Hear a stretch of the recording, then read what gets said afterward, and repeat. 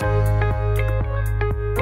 are listening to Your Practice Made Perfect. Support, protection, and advice for practicing medical professionals. Brought to you by SVMIC. Hello and welcome to this edition of SVMIC's podcast. I'm Brian Fortenberry. Thanks for joining us. Today we're going to do a deep dive into all things HIPAA related and get some great feedback from an expert in this field. I'd like to welcome to the show Loretta Duncan. Loretta, thanks for being here. Oh, thanks for having me, Brian. I love talking about HIPAA, so this is going to be fun. Then I'm in the right place for a deep dive, Absolutely. is what you're saying. Fantastic. Well, before we even start discussing HIPAA and all of the interesting and intricate parts of it, tell us a little bit about yourself, your background, your experience, and your time here at SVMIC. Sure. I have been with SVMIC going on 10 years. It'll be 10 years in March. So I'm very excited about that. I actually started my career with HIPAA in 2002 before the privacy rule went into effect. Wow, okay. Worked for the Arkansas Medical Society then as a practice management consultant, and that was my project. They just handed it to me and said, run with it.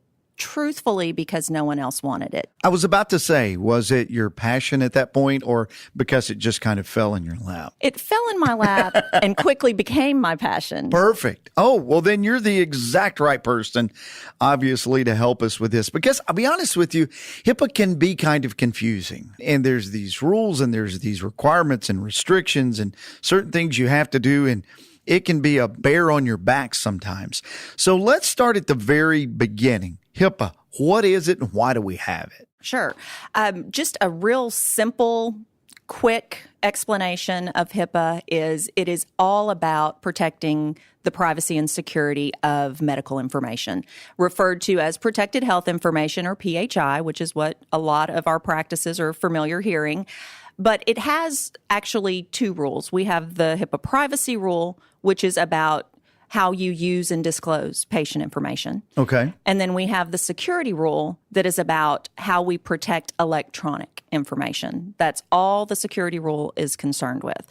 Predominantly, what we're going to talk about today has to do with how we use and disclose protected health information, because that seems to be where there is so much confusion. What can I disclose? What can't I disclose? What am I going to get in trouble for disclosing? Those types of things. That is the line that everyone seems to be walking constantly. I truly believe that most healthcare providers truly want to do the right thing, and their office staffs. Right. But it's what is the right thing that gets kind of tricky, and how do I do it? We're probably going to get into a lot of these questions of, can I do this? Can I not do this? Can I do this? And some of the things we'll hit today will be the bigger things that you're hearing most often. But I think one of the things that I hear is about releasing of these records. What does it require? Does it require a patient's signed authorization? This is probably the most confusing part of HIPAA, the one that I get the most questions about. I believe the problem with the disclosure of information from one treating provider to another is a level of fear on the healthcare provider side, is that, well, if we don't have something signed in writing, is it a HIPAA violation? And the bottom line answer is HIPAA permits covered entities, so physician offices, to disclose information for treatment, payment, and healthcare operations purposes. So when we are talking about a patient that is being seen by Dr. Jones, and Dr. Jones' office calls Dr. Smith and says, we have Loretta Duncan here today in our office. Can you send us over her last clinic note? Right. There should be no requirement, or there is no requirement by HIPAA to have me sign an authorization stating that's okay. Okay, so there's no requirement. Now, No. Some practices may do that anyway. There's just no requirement. Is that it? HIPAA is really the floor of protection. So you can be more stringent in your policies than HIPAA requires. Gotcha. And so what I have found, especially in larger organizations, hospitals, multi-specialty clinics, they may feel like, we need a policy that says this is what we're going to require before we release any information. And they do that as a protection because maybe they don't feel comfortable giving that discernment to the individual in medical records. Gotcha. But I still think there needs to be some flexibility because it can slow down patient care. And that is never what HIPAA intended. It has happened out of fear and a lack of understanding of the rule, but HIPAA never intended for information not to be shared for treatment purposes. But there have been a lot of roadblocks along the way. Yeah, because I guess you can get caught up in that paperwork tornado per se of, well, we would love to do this, but you always hear prior authorization, this, that, and the other. And then if it's, we haven't had a signed document yet Right. That can release this information to you and you're really needing the CT scan, whatever, Right. then that could be problematic and potentially cause greater risk, I guess, right? I agree. And I think that is the point. And what I try to do when I train our policyholders and their staff is remind them patient care always comes first. Yeah. Yes. And HIPAA can be right below it. Because if you are disclosing information for purposes that are in the best interest of that patient and for the care of that patient, even if there was a complaint filed, I still do not believe that the Office of Civil Rights, which is who enforces HIPAA violations, I do not see any reason why there would be a penalty or fine for doing what is in the best interest of the patient. Now, what I will say is that if there is a disclosure that's being made that maybe the practice is unsure of, but they still believe it's in the best interest of the patient, document why you're doing it. That's a great point. I mean, as long as you have an explanation behind what you're doing. Exactly. Like you said, and they know that it's going to be in the best interest of the patient to go ahead and get this service provided at that time and that could alleviate some other issues down the line. Why not go ahead and do that? That would be, I would think, an easier case to argue than just being haphazard. Right. And there have been extreme situations that have come across my desk where we've heard from a practice who actually referred a patient to a specialist and then couldn't get the report back without the patient going back into the office and signing an authorization form. And that, to me, that's not what HIPAA intended.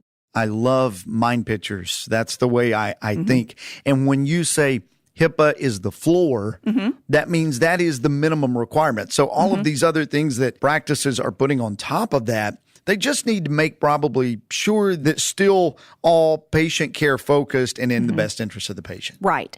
And try to develop policies and procedures based on what the requirements are and not what this idea of HIPAA is or fear of, well, we're just this is the way we're going to do it because we don't want to get in trouble. I think we've gotten away from the purpose of HIPAA, which is to protect the information, but still allow the information to flow where it should. Right. And, quite honestly, at least it seems that even more so today, maybe than in years past, healthcare is becoming a more consumer-driven industry, a more consumer-driven business. Right. That being said, like you would with any other product or service, you don't want to make your consumers jump through unnecessary hoops. Correct. Right? That's absolutely correct. And in fact, there was guidance issued by the Office of Civil Rights last year that really talked about how covered entities should not be causing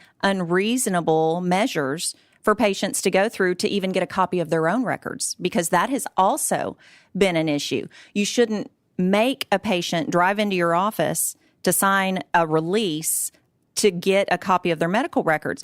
The only obligation for a healthcare provider when releasing information to the patient is to verify the patient's identity. But there's nothing in HIPAA that dictates how that has to be done. So the discretion is on the practice. They can choose to do that by phone. They can choose to verify a couple of pieces of information.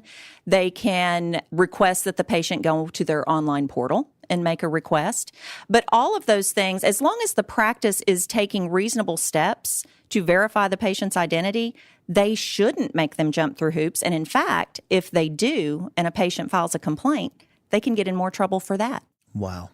One of the questions that I have heard before and have been interested about is someone saying, can a physician, a nurse, other staff that works in a hospital or a practice, can they communicate with family or friends involved in that patient's care? In other words, Can my wife go into my medical record and see what's there if she's working at the hospital, for instance? Okay. Well, there's a couple of different things here. So first, let's address, can a physician's office and staff disclose or communicate with people involved in your care or payment for your care? If there's a family member involved in your care, for example, I'm involved in my mother's care. I take her to the doctor. I am helping manage her medications. I am clearly involved in her care. However, I am not healthcare power of attorney. She is still fine to do that Sure. on her own. But if I call the doctor's office and say, Mom doesn't remember how often she's supposed to take these eye drops, can you describe that process to me? They should be able to talk to me without having something signed by my mother. Gotcha. There is actually guidance, again, from the Office of Civil Rights that states if the patient has either provided their permission, so a lot of practices, when you go to a practice for the first time, you're going to fill out paperwork and it's going to say, who can we talk to about your care? So that's one easy thing to do, which we've done for my mom. So that's easy. But what if she didn't update it, forgot to put me down as someone? Well, the rule even allows the practice to communicate with me, even if it's not in writing, if, number one, they don't think my mother would object based on past behavior. I'm going to all of her appointments with her. They know me. They know I'm involved in her care. Or if in their professional judgment, they think it's in the best interest of my mother to communicate with me. And again, this is scary for a lot of practices. I have seen practices that have had patients, family members drop them off for an appointment, and then they come to pick them back up, and they won't tell them that they're there.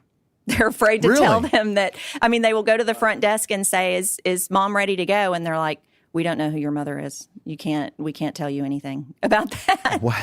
And see, again, that's a fear factor of HIPAA.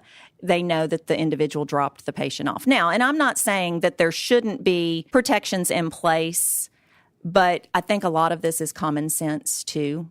And you just kind of got to think about the situation. And I guess anytime there's some ambiguity there and you're asking people to decipher an opinion based on facts that they see, it makes them a little more nervous. And I get that. I mean, because the first thing you think of is, if I tell them that this is their mother that is back here, and then their mother didn't want to know that, then here I am going down. So could be a slippery slope, I guess. Right. And what they could do in that situation is just go ask the patient. Ask her, right. Yeah. And it goes back to what you were saying about healthcare being consumer driven now. There's a bit of customer service to this as well. Because if you are saying, no, I cannot talk to you about anything, and just shut people down, that's a customer service aspect. So let's figure out what we can say and what we can't say. And a point that you brought up earlier about employees looking up family members. Yes. Let's talk about that. Please do, because I hear that question often. Yes, that comes up quite a bit. And the number one thing I talk about when I do training is, unless you have a work-related reason to access patient information. Now, I'm talking about physicians, staff, anyone who works in healthcare. Unless you have a work-related reason to use, access, disclose patient information, don't.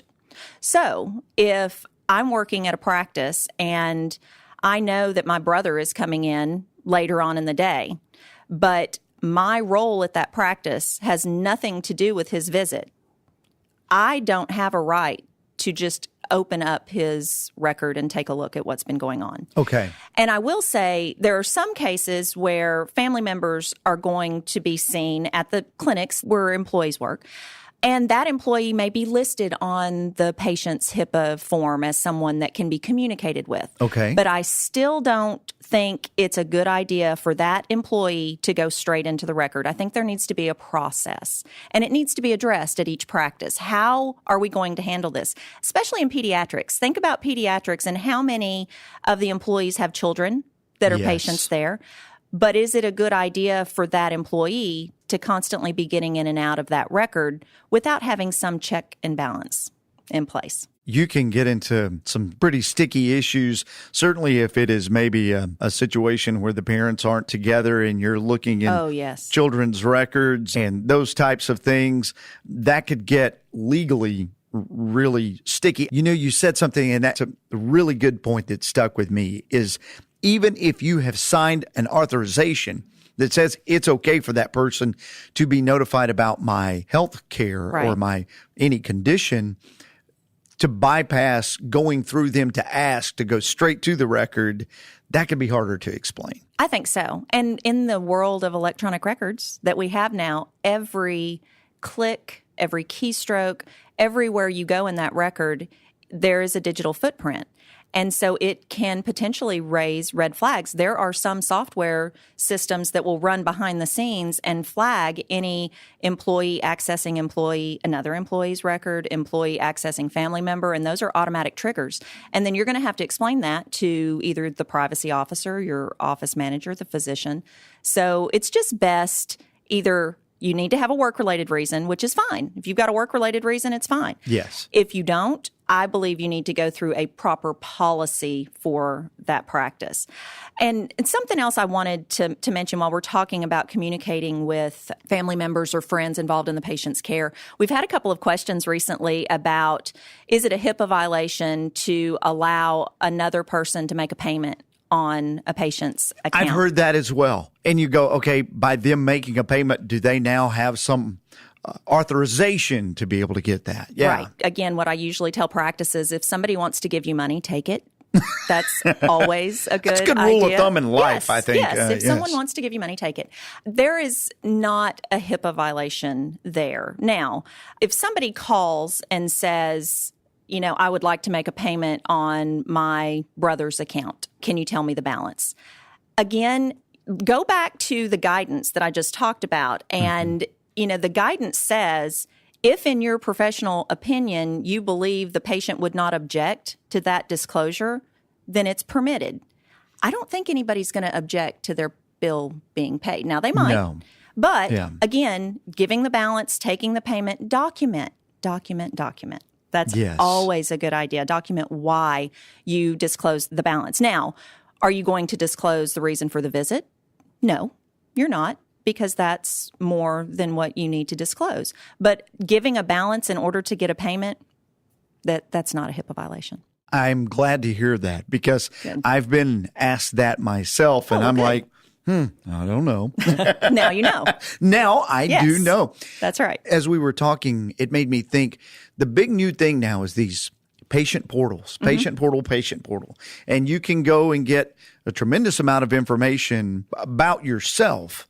Now, it is my opinion that if, for instance, I give my wife or I give my whoever access to my own patient portal and I'm giving them, my password or something of that nature, then that is not HIPAA related at all, correct? That is not on the practice, no. Now, the practice should, and in most systems, when you create your password or your login, it's going to advise you, keep this information private. This has access to your protected health information.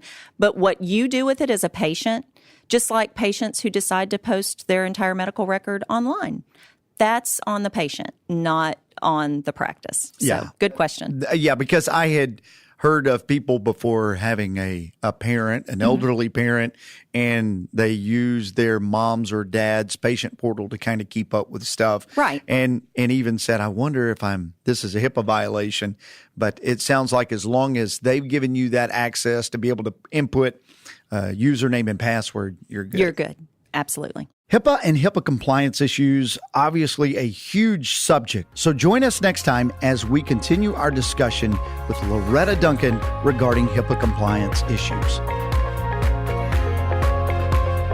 Thank you for listening to this episode of Your Practice Made Perfect with your host, Brian Fortenberry. Listen to more episodes, subscribe to the podcast, and find show notes at svmic.com/podcast.